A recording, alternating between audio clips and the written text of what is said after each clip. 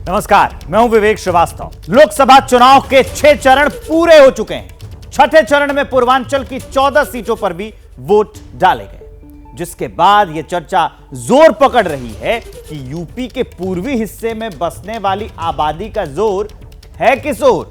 BJP हो, Samajwadi party हो, कांग्रेस हो, बीएसपी हो या फिर राजभर संजय निषाद और अनुप्रिया पटेल की पार्टी अपना दल सोनेलाल, हर किसी के लिए पूर्वांचल के नतीजे एक तरह का लिटमस टेस्ट होने वाले हैं। ऐसा इसलिए भी क्योंकि सत्ता के संग्राम की दिशा पूर्वांचल के पावर गेम से ही तय होने वाली है। यूं तो चुनाव दिल्ली की सत्ता का है और चुनावी दंगल में देश की हर एक सीट अहम है, लेकिन पूर्वांचल की अहमियत कहीं ज्यादा है।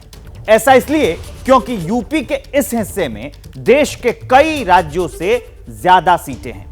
पूर्वांचल में लोकसभा की सीटों की संख्या की बात की जाए तो 27 है। छठे चरण में जो आज वोटिंग हुई 14 उसमें जो हैं सीटें थी जिस पर वोटिंग कंप्लीट हो गई, और 7वें चरण में 1 जून को जो वोटिंग होगी उसमें 13 सीटें आने वाली हैं, उस पर 13 सीटों पर वोटिंग होगी। पूर्वांचल की सीटों का यही गणित है। सियासत की रफ्तार लगातार बढ़ा रहा है क्योंकि हर एक पार्टी को पता है कि पूर्वांचल जीते तो सत्ता का जो रास्ता है उस पर गाड़ी फर्राटा भर सकती है। सवाल है, पूर्वांचल के मतदाता को कौन सा रंग रास आएगा, लाल, नीला या फिर भगवा? क्या देश की ग्रैंड ओल्ड पार्टी कांग्रेस के हाथ को जनता का साथ मिलेगा? क्या अखिलेश का पीडीए फॉर्मूला विजय का लाल ध्वज लहराएगा, या फिर 2014 और 2019 की तरह भगवा एक्सप्रेस पूरी रफ्तार से दौड़ेगी? और सवाल यह भी कि मायावती की ब्लू आर्मी, राजभर की येलो ब्रिगेड और अनुप्रिया पटेल चुनावी रंगमंच पर कितना असर डाल पाएंगी? पूर्वांचल की देहरी पर ऐसे कई सवाल हैं जो छठे चरण की वोटिंग के बाद कहीं ज्यादा उलझ गए हैं। दरअसल पूर्वांचल का महार समर यूपी में बड़ी बढ़त का ख्वाब देख रहे हर एक दल के लिए अग्नि परीक्षा सरीखा है, फिर चाहे वो समाजवादी पार्टी हो, कांग्रेस हो या फिर भारतीय जनता पार्टी। और इसके साथ ही अनुप्रिया पटेल और राजभर जैसे क्षेत्रीय छत्रपों के लिए भी ये अग्नि परीक्षा से कम नहीं है। पूर्वांचल की बिसात पर चुनावी परीक्षा का एक चरण पूरा हो चुका है। छठे चरण में पूर्वांचल की 14 सीटों पर वोट डाले गए। अब सत्ता संग्राम के 7वें चरण में 13 सीटों पर अपनी अपनी नैया पार लगाने की चुनौती हर दल के सामने है, पर हर एक नजर 2 चेहरों पर जमी है, नरेंद्र मोदी और यूपी के सीएम योगी आदित्यनाथ।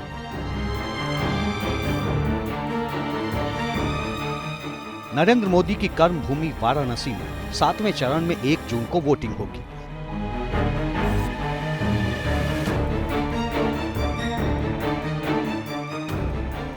तो सीएम योगी के प्रभाव वाले गोरखपुर में भी चुनावी मुकाबला आखिरी चरण में है। माना जा रहा है कि गोरखपुर और वाराणसी में जीत के रास्ते में बीजेपी के सामने कोई बड़ी चुनौती नहीं है, लेकिन इन 2 लोकसभा क्षेत्रों से पीएम मोदी और सीएम योगी आसपास की कितनी सीटों को प्रभावित करते हैं, ये सवाल बड़ा है। राम भक्त ही राज करेगा दिल्ली के सिंहासन पर। पूर्वांचल में जहां एक तरफ प्रधानमंत्री मोदी और मुख्यमंत्री योगी के प्रभाव की परीक्षा है, वहीं दूसरी तरफ अखिलेश यादव के पीडीए वाले फार्मूले का टेस्ट भी होगा। इसके साथ ही अनुप्रिया पटेल, ओम प्रकाश राजभर और संजय निषाद जैसे सियासी नेताओं के ताकत का अंदाजा भी पूर्वांचल के नतीजों से ही तय होगा। याद कीजिए, चुनाव की तारीखों के ऐलान से भी पहले अखिलेश यादव ने पीडीए यानी पिछड़ा, दलित और अल्पसंख्यक के गठजोड़ के आसरे लोकसभा विजय का बिगुल फूंक दिया था, जिसकी अग्नि परीक्षा पूर्वांचल की जमीन पर ही होनी है, क्योंकि वो पूर्वांचल ही है जहां राजनीति की धुरी धर्म के रास्ते नहीं बल्कि सामाजिक समीकरणों की बिसात पर बुनी जाती है।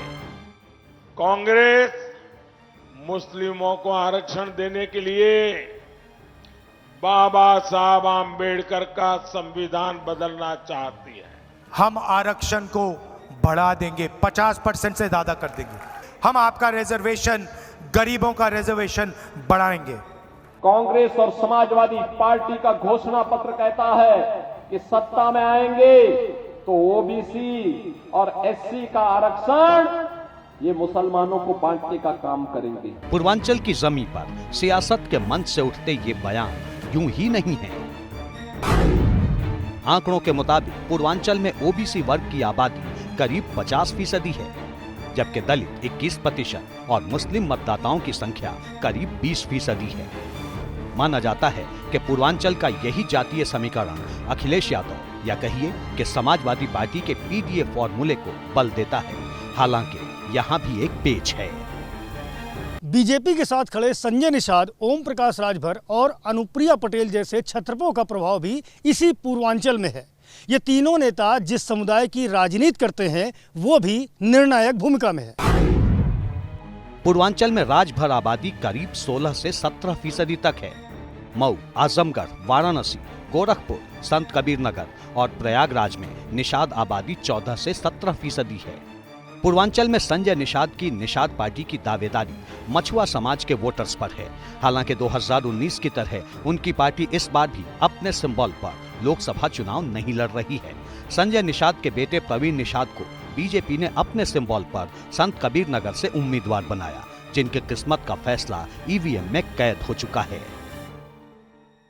संत कबीर नगर की चुनावी फाइट निषाद बनाम निषाद की है। प्रवीण निषाद के सामने समाजवादी पार्टी से लक्ष्मीकांत और पप्पू निषाद हैं। ऐसे में संत कबीर नगर सीट पर जो जीत हार होगी वो तय करेगी कि संजय निषाद की, जो निषादों की आवाज बुलंद करने का दावा करते हैं, उनकी अपने समाज में पकड़ कितनी है। सिर्फ संजय निषाद ही नहीं, पूर्वांचल के लोकसभा चुनाव अपने बयानों के लिए मशहूर ओम प्रकाश राजभर के लिए भी अग्नि परीक्षा की तरह है, क्योंकि उनकी पार्टी एसपी एनडीए गठबंधन के तहत पूर्वांचल की घोसी सीट से चुनाव लड़ रही है, वो भी अपने सिंबल पर। घोसी से ओम प्रकाश राजभर के बेटे अरविंद राजभर उम्मीदवार हैं। उनके सामने समाजवादी पार्टी के राजीव राय हैं। पूर्वांचल के पावर गेम में एक बड़ा नाम केंद्रीय मंत्री अनुप्रिया पटेल का है, जो खुद पूर्वांचल की मिर्जापुर सीट से उम्मीदवार हैं और उनकी पार्टी पिछड़ा वर्ग, खासकर कुर्मी वोट बैंक की राजनीति करती है। अनुप्रिया पटेल की पार्टी अपना दल सोनेलाल पूर्वांचल की 2 सीटों पर यानी मिर्जापुर और रॉबर्ट्सगंज से चुनाव लड़ रही है। पिछले चुनाव में यानी 2019 में भी इस पार्टी ने इन्हीं सीटों पर चुनाव लड़ा था और दोनों सीटों को जीत लिया था। हालांकि इस बार पूर्वांचल की जमीन पर अनुप्रिया पटेल की राह आसान नजर नहीं आती। दिलचस्प है कि पूर्वांचल में एक सीट पर पश्चिम बंगाल की सत्ता में काबिज ममता बनर्जी की तृणमूल कांग्रेस के सियासी प्रभाव का भी टेस्ट होगा। यूपी की इकलौती सीट भदोही से ललितेश पति त्रिपाठी टीएमसी से चुनाव लड़ रहे हैं, जहां वोटिंग प्रक्रिया समाप्त हो चुकी है। लोकसभा चुनाव का शोर भले ही अपने अंतिम चरण पर पहुंच चुका है, लेकिन पूर्वी उत्तर प्रदेश में सियासी तापमान लगातार बढ़ा हुआ है, क्योंकि अंतिम चरण की 13 सीटों पर हर दल की कोशिश ज्यादा से ज्यादा सीटें जीतने की है। 2014 और 2019 के लोकसभा चुनाव में, फिर 2017 और 2022 के विधानसभा चुनाव में बीजेपी को पूर्वांचल से बड़ी बढ़त मिली थी। नतीजा, बीजेपी राज्य और केंद्र की सत्ता में काबिज हुई। लेकिन इस बार चुनाव नया है, मुकाबला नया है और समीकरण भी। सामने अखिलेश यादव के पीडीए फॉर्मूले की चुनौती है। राहुल गांधी का जातीय जनगणना वाला दांव है। जौनपुर और पूर्वांचल की 27 सीटें इस बार इंडिया गठबंधन समाजवादी पार्टी जीतने जा रहा है। देश को बताइए, आदिवासियों को बताइए, क्या आप सचमुच में आरक्षण को खत्म करना चाहते हो, हाँ या ना? और यह भी बताओ कि आप आरक्षण के लिमिट को 50% से ज्यादा करोगे, हाँ या ना? पूर्वांचल में समाजवादी पार्टी ने 14 सीट पर गैर यादव ओबीसी उम्मीदवार दिए, तो वहीं कांग्रेस अपने कोटे की 4 में से 1 सीट पर ओबीसी उम्मीदवार उसने उतारा। पूर्वांचल के चुनावी रंगमंच पर कमोबेश यही रणनीति बीजेपी की भी रही। बीएसपी सोशल इंजीनियरिंग के फॉर्मूले से जीत को साधने के फिराक में है। अब देखिए, 2019 में बीजेपी को पूर्वांचल की 27 में से 18 सीटों पर जीत मिली थी। अपना दल सोलेनाल, इसमें जो है 2 सीटों पर जीत दर्ज हुई कराई थी इसने। बीएसपी जो है वो 6 सीटों पर थी और एसपी जो है उसके खाते में सिर्फ एक सीट आई थी, जबकि कांग्रेस का खाता भी नहीं खुला था।